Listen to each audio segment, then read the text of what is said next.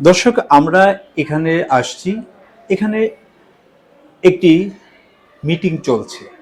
সেই মিটিংটিতে আলোচনা হচ্ছে স্থানীয় জনসাধারণের কল্যাণকর কিছু বিষয় নিয়ে।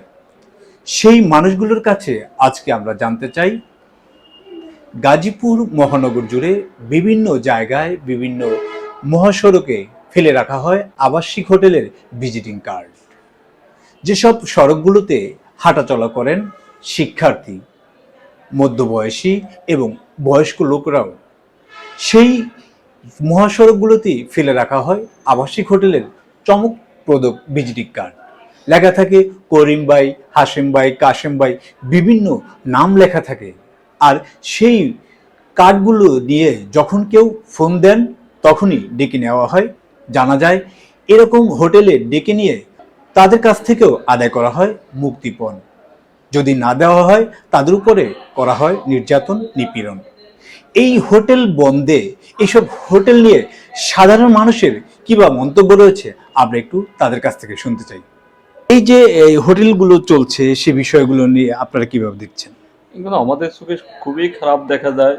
আসলেই দুষ্কৃতী যারা, তাদের আইনের আওতায় আনা উচিত এবং এই কার্ডগুলা যুব সমাজ যারা আছে তারা নষ্ট হয়ে যাবে। এগুলো আমাদের চোখে যার যার মহল্লায়, যার যার পাড়ায় সবাই যারা সামাজিক আছে তারা একটু সবাই এগিয়ে আসা উচিত। হোটেলের কার্ড সচরাচর বাহিরে না ফেলানো উচিত, যেহেতু অনেক ছেলে পান, ইয়ং ছেলে পান, এগুলো পাইলে হয়তো তারা এই কার্ড দিয়া হোটেলে যাইতে পারে। বা দায়বদ্ধ থাকারই কথা আইন শৃঙ্খলা বাহিনী, যেহেতু আইন শৃঙ্খলা বাহিনী এটার উপর নজর দিতেই দেওয়া উচিত, যাতে এই কার্ডগুলো রাস্তায় অ্যাভেলেবেল না থাকে। এটা অত্যন্ত একটা ঘৃণাজনক কাজ। এটা আসলে এক শ্রেণীর লোক সমাজটাকে নষ্ট করার জন্য এই কার্ডগুলা ফেলে রাখে।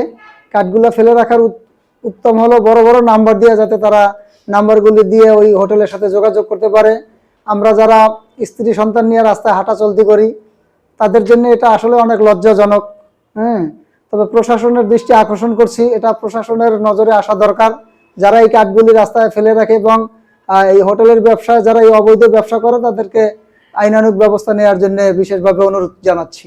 বর্তমানে যে অবস্থানে হোটেলগুলার পরিস্থিতি অনুসারে প্রত্যেকটা আবাসিক হোটেলে যে অবস্থায় বিশৃঙ্খলা দেখা যাচ্ছে, সেক্ষেত্রে দেশের পরিস্থিতি আস্তে আস্তে অনেক পথে ঘাটে বিভিন্ন জায়গায় ক্ষতিগ্রস্ত মানুষ হচ্ছে।